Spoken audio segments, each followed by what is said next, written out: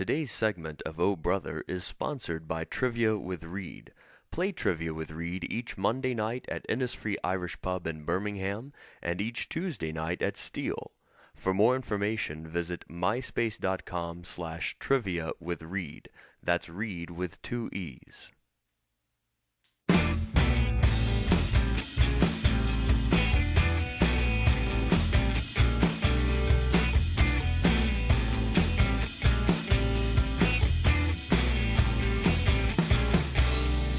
All my brothers are so southern, they'll get up for you for nothing. Take this brother known for many. You need some Reed, it's football Saturday, and things have changed in the state of Alabama. Just a couple of weeks ago, we had two teams, Alabama and Auburn, both ranked in the top 25. Now you have Auburn totally out, Alabama at number 1. Wow. I don't know what's going on here. It's a crazy thing. Yeah, of course, it's Saturday, Will, here on Oh Brother, and that's when we do our college football update. And we have a very special guest to talk about college football Somebody this who's week. got some splaining to do. So a little bit of splaining to do. Our guest today is author of War Blog Eagle and proud sponsor of the show. This is Jerry Hinnen. Jerry, how you doing? I'm doing just fine, Ray. Better than you might think. I was going to say, I wouldn't think you were doing just fine here. Of course, we record this a week early, so this is just now less than 24 hours after the big loss to Kentucky. Big loss to Kentucky. And, Jerry, before we talk anything about that, I wanted to get you to address something really quickly. The rumor just now, 12 hours or so after the loss, is that, and I want you to address this, is there any truth to the rumor that Auburn is considering changing the lyrics in its fight song, to say never to conquer, ever to yield? I've heard that, and I don't know if that's true or not. This surprises me that you've just now heard this rumor, because I've been hearing the same rumor from my Tide-related friends for, I think, about the last 23, 24 years. So it's been around. Actually. Okay, so the story's been around. I know yeah, that I they don't did. think it's new. They have officially changed the mascot to Poor Eagle. I've heard that, but I didn't know about the fight song lyrics. Yeah. No, I think that's still, you can't really rule anything out, and where there's smoke, sometimes there's fire, but in my professional expert blogging opinion, no, I don't think there would be any truth to that. Okay. Speaking of fire, is it time to fire Gene Chizik? Wow. What is going on in Auburn right now?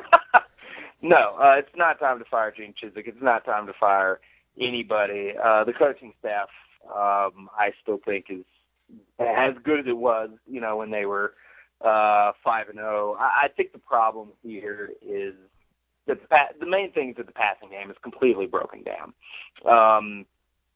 Chris Todd's numbers the last 2 weeks against Arkansas, and then especially last night, have been horrible. He appears to have already lost something off of his fastball. At the beginning of the season, everybody was saying, his arm's fine. Dr. James Andrews is a god and has healed his, shoulder with Dr. James Andrews' immaculate touch or whatever. And at first, everybody was kind of like, well, I don't know. And then everything started off gangbusters, and everybody was like, his shoulder is really that great, and everything's fine and wonderful. And now it looks like maybe his shoulder is starting to break down a little bit. And so, against the Kentucky game in particular, there were one or two throws where Todd had guys open down the field, and it just seemed like he couldn't quite get the ball to them, despite having time and space to throw. Yeah. I noticed last night that in the post-game, he was talking to the press, and he, of course, said that his shoulder was just fine, and I know that's sort of the company line or whatever. Here's my question, Jerry. Let's assume that there is something wrong with his shoulder. The question then becomes, what do you do? Because we know what happens if you've got someone with a hurt shoulder trying to lead the team. We have to go back to last year only to recall how terrible that is. So what do you do? Do you bring in a Caudle, or do you burn that red shirt on Rollison? What do you think would be the proper plan of action for Auburn at that point? Well, I think you start by praying very intensely because there's no good answer here. Rollison burning a red shirt this late in the season would just be a disaster.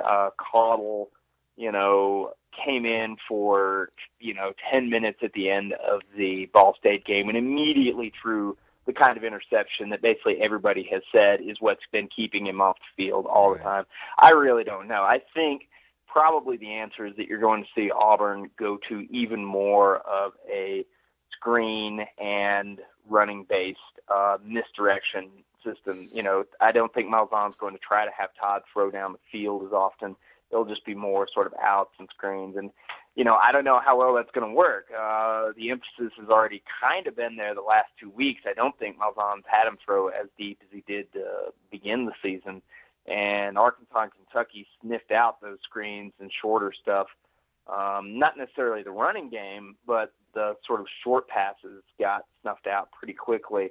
So, I don't know. I don't know what you do. I think it might be worth thinking about bringing Caudle in and trying to run more of the zone read and try to do more where the quarterback keeps the ball and runs himself, since Caudle also against Ball State showed off a little bit of that kind of ability.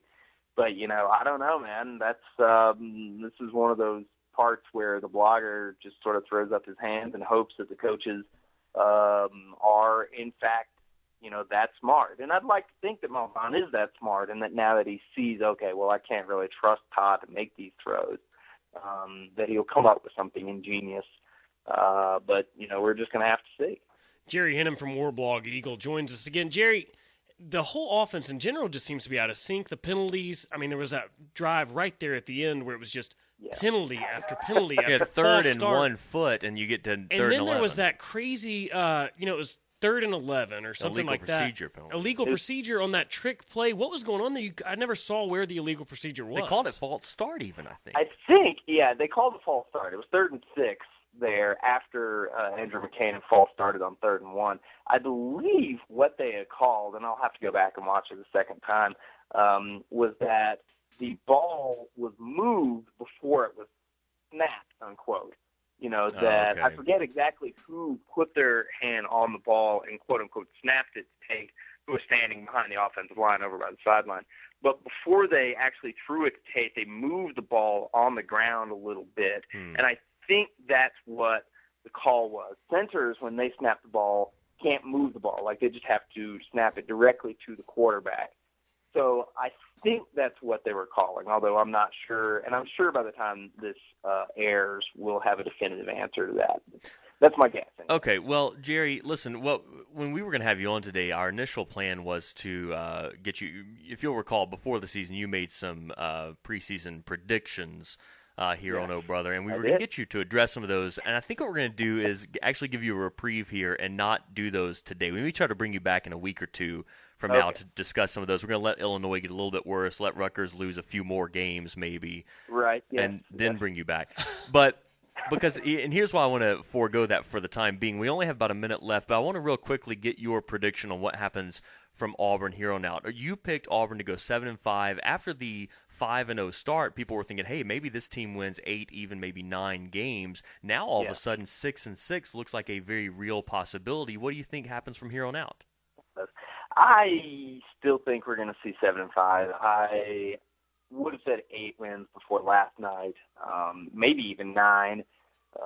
But obviously something is seriously wrong with the offense. The Furman game to give me. And then I still think there's at least one more win out there. Ole Miss, LSU, and Georgia.